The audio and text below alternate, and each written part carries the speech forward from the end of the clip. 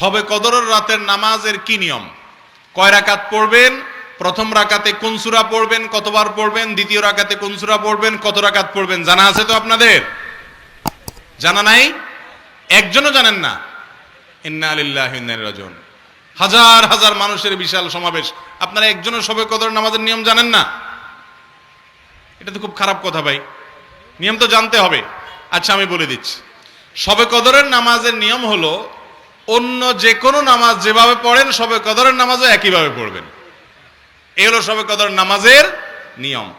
এমন কোনো কথা নাই যে শবে কদরের নামাজে প্রথম রাকাতে সূরা ফাতিহার পর অমুক সূরা এতবার পড়তে হবে, দ্বিতীয় রাকাতে ততবার পড়তে হবে, এরকম কোনো কথা কোরআন হাদিসে, এগুলা মন গড়া বিভিন্ন সিস্টেম, বিভিন্ন পদ্ধতির কথা, বিভিন্ন আপনার বাজারে নামাজ শিক্ষার বই নামে অনেক বই আছে, সব বই না, কিছু কিছু বই আছে, এসব বইতে শবে কদরের নামাজ এত রাকাত, প্রথম রাকাতের এই নিয়ম, দ্বিতীয় রাকাতের ওই নিয়ম, এরকম বিভিন্ন কথা বলা আছে। এগুলো সব ভিত্তিহীন, মন গড়া, এগুলো কোরআন হাদিসে নাই। কোরআন হাদিসে লাইলাতুল কদরে অন্য রাতের মতো আপনি নামাজ পড়বেন, একটু লম্বা সময় নিয়ে পড়বেন। যে কোনো রাতের নামাজ, তাহাজ্জুদের নামাজ লম্বা সময় নিয়ে পড়তে হয়, দীর্ঘ রাকাত, দীর্ঘ রুকু, দীর্ঘ সিজদা, আস্তে আস্তে তেলাওয়াত, আস্তে আস্তে তাসবিহ, এবং সময় নিয়ে পড়বেন। দুই রাকাত করে পড়বেন। যে কোনো সূরা দিয়ে পড়তে পারেন, একবার পড়বেন না দুইবার পড়বেন সূরা ফাতিহার পরে সূরা, এটা আপনার ব্যাপার, কোনো সূরা নির্ধারিত না। আপনি লাইলাতুল কদরের একটা জিনিস নির্ধারিত, সেটা হলো একটা দোয়া হাদিসে বর্ণিত হয়েছে, আম্মা জান আয়েশা রাদিয়াল্লাহু তাআলা আনহাকে নবী করিম সাল্লাল্লাহু আলাইহি ওয়াসাল্লাম শিক্ষা দিয়েছেন, তুমি যদি লাইলাতুল কদর পাও তাহলে দোয়া করবা। কি দোয়া? আল্লাহুম্মা ইন্নাকা আফুউন তুহিব্বুল আফওয়া ফাআফু আন্নী। আল্লাহ আপনি ক্ষমাশীল, ক্ষমা করতে ভালোবাসেন, অতএব আমাকে ক্ষমা করে দেন।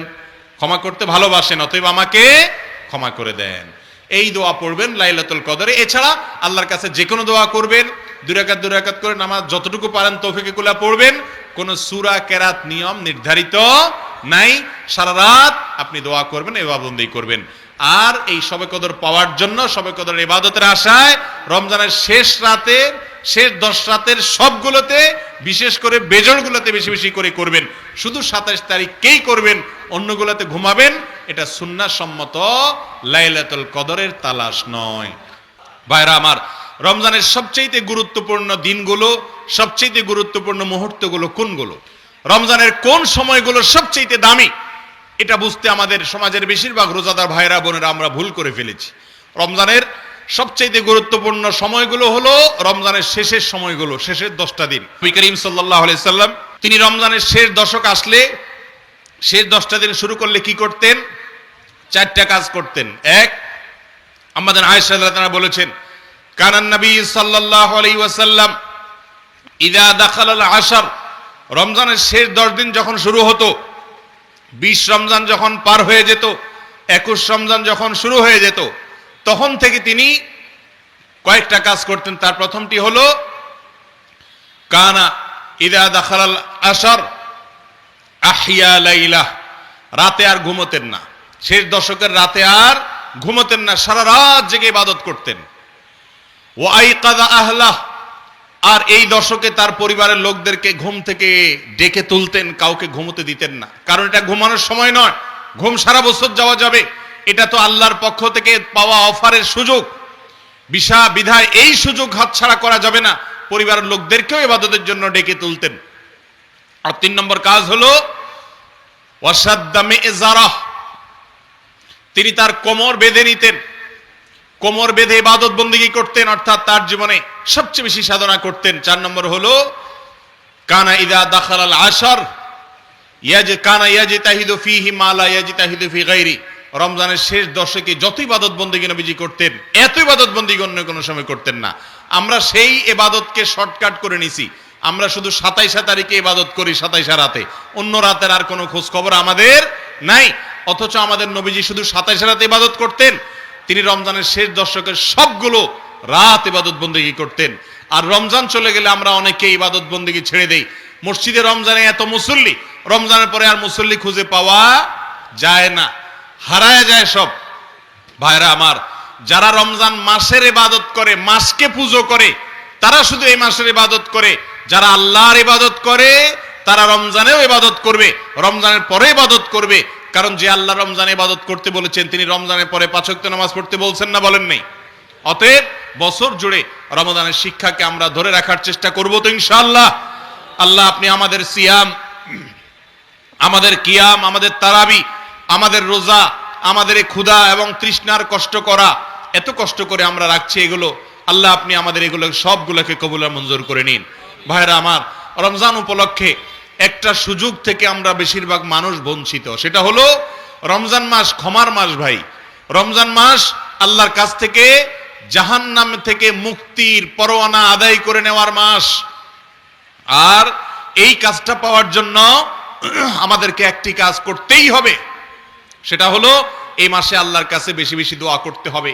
বেশিরভাগ মানুষ আমরা হতভাগা, কপাল পোড়া, যে গোটা মাস চলে যায়, আমরা বেশিরভাগ মানুষ এই মাসে আল্লাহর কাছে চোখের পানি ফেলে একটু দোয়া করার সুযোগ পাই না। ভাইরা আমার, একান্তে নির্জনে একটু আল্লাহর সাথে কথা বলবেন, একটু দোয়া করবেন।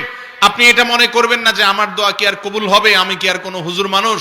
ভাইরা আমার, আপনি আল্লাহর বান্দা, আল্লাহ তাআলা তার বান্দার ইবাদত কবুল করবেন, বান্দার দোয়া কবুল করবেন। আল্লাহ বলেছেন উদউনি, হে আমার বান্দারা তোমরা আমার কাছে দোয়া করো, যেই দোয়া করবেন আস্তাজিব লাকুম, আল্লাহ ওয়াদা করেছেন আমি তোমাদের দোয়া কবুল করব। অতএব রমজান মাস চলে যাবে আর আপনি দোয়া করবেন না, এটা কোনোদিনই হতে পারে না।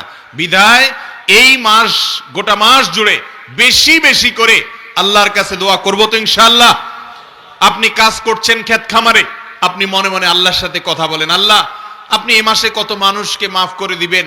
আপনার নবীজির হাদিস থেকে আমরা জানছি যে প্রতি রাতে আপনি রমজানে অসংখ্য মানুষকে, বহু মানুষকে আপনি জাহান্নাম থেকে মুক্ত, জান্নাতি জান্নাতি ডিক্লেয়ার করে দেন, এই ঘোষণা দিয়ে দেন, আল্লাহ আমাকে একটু তাদের মধ্যে শামিল করে নেন। আপনি যদি আমাকে তাদের মধ্যে শামিল করেন, আপনার কোনো ক্ষতি হবে না, লস হবে না, আপনার কোনো অভাব বলতে কিছু নাই। আল্লাহ তো আপনি আমাকে মাফ করে দেন।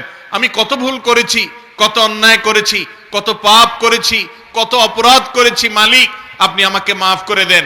এখনো নাকের ডগা নিঃশ্বাস আছে, এখনো মাপ চাইলে মাফ হবে, মরার পর আর মাপ চাইলে মাফ হবে না, কিয়ামতের দিন মাপ চাইলে মাফ হবে না, কবরে গিয়ে মাপ চাইলে আর মাফ হবে না, মাপের দরজা বন্ধ হয়ে যাবে।